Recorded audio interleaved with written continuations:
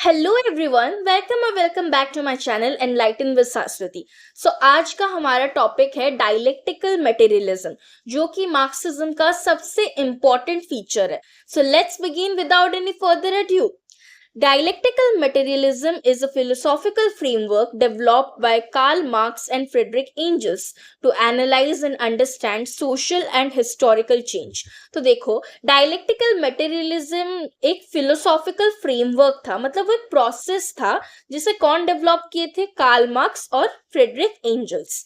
जिससे कि उन्हें क्या हेल्प होता था, वो सोशल और हिस्टोरिकल चेंजेस को एनालाइज कर पाते थे और उसे समझ भी पाते थे। तो अगर हमें डायलेक्टिकल मटेरियलिज्म को समझना है तो पहले हमें उसमें जो दो वर्ड्स है उसे पहले समझना होगा। इट कंबाइंस टू की कॉन्सेप्ट्स, मटेरियलिज्म एंड डायलेक्टिक्स। तो सबसे पहले हम पढ़ते हैं what is materialism. This aspect emphasizes that the material conditions of society, like its economic structure, technology, and resources, are the foundation of all social life. तो देखो, materialism कौन से वर्ड से आया है? मटेरियल से। मतलब इधर ज्यादा मैटर पे फोकस करते हैं या मटेरियल्स पे ज्यादा फोकस करते हैं। मटेरियल्स किसे बोला गया है? जैसे कि टेक्नोलॉजी को, और जो सोसाइटी में कुछ भी प्रोड्यूस करने के लिए रिसोर्सेज चाहिए होता है या इकोनॉमिक स्ट्रक्चर होता है एक सोसाइटी का, उससे ही हम मटेरियल बोलते हैं। और इधर उसी पे ज्यादा एम्फसाइज किया गया है, इसलिए इसमें वो वर्ड आया है materialism. According to materialism, these conditions determine the nature of society's institutions, culture, and political systems. In other words, the way people produce and exchange goods influences all other aspects of society, including legal systems, art, and ideology. देखो, इधर ना actually दो चीजें होता है। एक होता है बेस और एक होता है सुपर स्ट्रक्चर। तो जो बेस होता है, वो बेस का मतलब होता है कि मतलब सबसे इंपॉर्टेंट चीज क्या है और कौन से चीज पे दूसरे सभी थिंग्स मतलब डिपेंड करते हैं। तो बेस होता है हमारा सबसे इंपॉर्टेंट चीज और बेस पे डिपेंडेंट होता है सुपर स्ट्रक्चर। तो मार्क्स के हिसाब से हम बेस किसे बोलते हैं? लाइक मैटर को या मटेरियल को, और मटेरियल के ऊपर ही डिपेंडेंट है ऑल अदर थिंग्स। हुआ? उसका मतलब ये है कि मतलब मटेरियलिज्म में क्या होता है कि जो भी हमारा सोसाइटी का कंडीशन है, चाहे वो सोशल हो, पॉलिटिकल हो या कल्चरल हो, उनके हिसाब से सब कुछ मटेरियल के ऊपर डिपेंडेंट होता है या मैटर के ऊपर डिपेंडेंट होता है। मतलब जो इकोनॉमी है वो हमारा बेस है और उसी बेस के ऊपर हमारे सभी other social structures are dependent. That's why here it is said that the way people produce and exchange goods influence all other aspects of society including legal systems, art and ideology। मतलब matter हमारा सबसे ज्यादा important है, economy हमारा सबसे ज्यादा important है, और सोसाइटी में जितने भी चीज है वो एक सोसाइटी के इकोनॉमी के ऊपर ही डिपेंडेंट होते हैं। ये तो था मटेरियलिज्म, जहाँ की मटेरियल को हम ज्यादा एम्फसाइज करते हैं। फिर हमारा सबसे इंपॉर्टेंट पार्ट आता है डायलेक्टिक्स। तो डायलेक्टिक्स एक बहुत ही सुंदर और बहुत ही सिंपल चीज है जिसे कि हम बहुत ही इजीली समझ सकते हैं। Dialectics is a method of understanding change through the interaction of opposing forces. It involves a process of thesis, antithesis and synthesis. This process is continuous and dynamic, leading to ongoing development and transformation. देखो, dialectics में ना सबसे important तीन चीज है। एक होता है थेसिस, एक होता है एंटीथेसिस और एक होता है सिंथेसिस। अगर तुम इन तीन चीजों को समझ गए तो समझो तुम्हारा डायलेक्टिकल मटेरियलिज्म पूरा खत्म हुआ। तो सबसे पहले हम समझते हैं थेसिस। थेसिस का मतलब क्या होता है? अभी सोसाइटी में अगर एक सिस्टम चल रहा है देन उससे हम थेसिस बोलेंगे। फॉर एग्जाम्पल हम सती प्रथा का मतलब एग्जाम्पल लेते हैं। सती प्रथा जब चल रहा था, तुम सोच लो कि वो एक एग्जिस्टिंग कंडीशन है, मतलब वो सोसाइटी में चल रहा है, तो सती प्रथा हमारा थेसिस हुआ। कोई कोई सोशल रिफॉर्मर्स आए जो कि सती प्रथा के अगेंस्ट में थे, जैसे कि राजा राम मोहन रॉय, ये वैसे बहुत सारे लोग थे जो कि सती प्रथा के अगेंस्ट में थे। तो उन्होंने सती प्रथा को चैलेंज किया, अपोज किया, तो उसी चैलेंज को हम एंटीथेसिस बोलते हैं। और फाइनली जो एक रेवोल्यूशन हुआ, एक नया कंडीशन डेवलप हुआ कि सती प्रथा नहीं होना चाहिए, सती प्रथा बहुत ही बुरा है, जो सोसाइटी में रिफॉर्म आया वही होता है सिंथेसिस।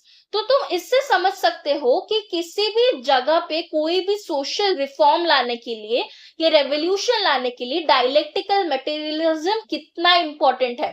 हिस्ट्री में जितने भी चेंजेस हुए हैं, सोसाइटी में जितने चेंजेस हुए हैं, हर चीज के लिए डायलेक्टिकल मटेरियलिज्म बहुत ही इंपॉर्टेंट होता है। तो इसे हम इजीली ऐसे समझ सकते हैं कि थेसिस का मतलब होता है सोसाइटी का एक एग्जिस्टिंग कंडीशन, उसके अगेंस्ट में अगर कुछ किसी का व्यू आता है जो कि उस पर्टिकुलर व्यू को अपोज करते हैं या चैलेंज करते हैं, उसे हम एंटीथेसिस बोलते हैं। मतलब थेसिस का उल्टा, दैट इज एंटीथेसिस। और दोनों को जब मतलब दोनों के बीच में जब कंफ्लिक्ट अराइज होता है, तो थर्डली एक नया चीज डेवलप होता है जो कि थेसिस के कुछ पार्ट्स को लेके और एंटीथेसिस के कुछ पार्ट्स को लेके एक बहुत ही अच्छा चीज बनता है, जिससे कि हम बोलते हैं सिंथेसिस। मतलब फाइनली जो सच होता है वो बाहर आता है, like it is like the search for truth. So इधर वही दिया है, जब ऑपोजिंग फोर्सेस का इंटरेक्शन होता है, मतलब थेसिस के अगेंस्ट में एंटीथेसिस आता है, तभी हमारा फाइनल एक वर्डिक्ट आता है या फाइनल एक रिफॉर्म आता है, जिससे कि हम सिंथेसिस बोलते हैं। और ये प्रोसेस कंटिन्यूअस होता है, मतलब थेसिस से एंटीथेसिस आएगा, एंटीथेसिस से सिंथेसिस आएगा, फिर सिंथेसिस से थेसिस बन जाएगा, फिर उसी थेसिस का फिर से एंटीथेसिस आएगा, और then it will again result to synthesis. ऐसे ही एक साइक्लिकल प्रोसेस है जिससे कि हमारे सोसाइटी में डेवलपमेंट और ट्रांसफॉर्मेशन या रिफॉर्म ये सब आता है। So in the context of dialectical materialism, the focus is on how material conditions and economic factors lead to conflicts such as class struggles between the bourgeois and proletariat। तो dialectical materialism में यही है कि हम materialism पे ज्यादा focus करते हैं, मतलब मटेरियल कंडीशंस पे ज्यादा फोकस करते हैं। तो मटेरियल कंडीशन से कैसे कुछ कुछ थेसिस का एंटीथेसिस आता है और वो फिर एक सिंथेसिस में रिजल्ट करते हैं, यही है डायलेक्टिकल मटेरियलिज्म में। और मैंने हमारे पिछले वीडियोस में भी आपको समझाया था कि बुर्जुआ क्या होता है और प्रोलेटेरिएट क्या होता है, जो कि आप आई बटन पे क्लिक करके देख सकते हो। बुर्जुआ का मतलब होता है जो मतलब बड़े बड़े रिच क्लास होते हैं, मतलब जिनके पास सभी रिसोर्सेस होते हैं।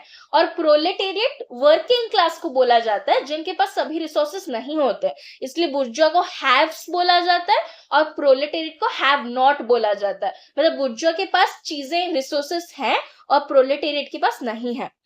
These conflicts drive historical change through a dialectical process।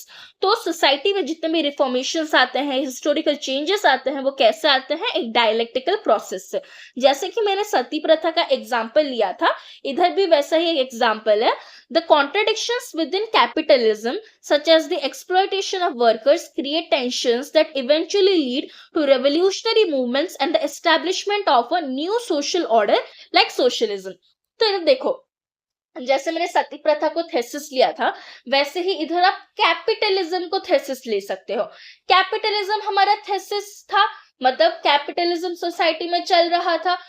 उस टाइम में क्या हुआ, वर्कर्स का एक्सप्लॉयटेशन बढ़ने लगा, मतलब वर्कर्स के अगेंस्ट सभी जो सप्रेशन था वो सब बढ़ने लगा। तो उससे क्या हुआ, प्रॉब्लम्स क्रिएट हुए, तो कैपिटलिज्म को कुछ लोग अपोज करने लगे। तो कैपिटलिज्म हुआ हमारा थेसिस, उसके अगेंस्ट जो अपोजिंग व्यूज आए वो थे एंटीथेसिस। और फाइनली जो कुछ रेवोल्यूशनरी मूवमेंट्स हुए जिससे कि नए सोशल स्ट्रक्चर बनने लगे, नए सोशल ऑर्डर बनने लगे, जैसे कि सोशलिज्म, वो था synthesis.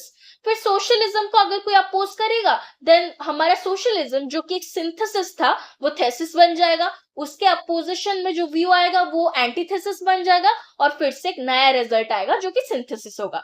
So this was all about dialectical materialism. अगर आपको कोई भी डाउट है देन आप पूछ सकते हो कमेंट सेक्शन में। That's all for today, thank you.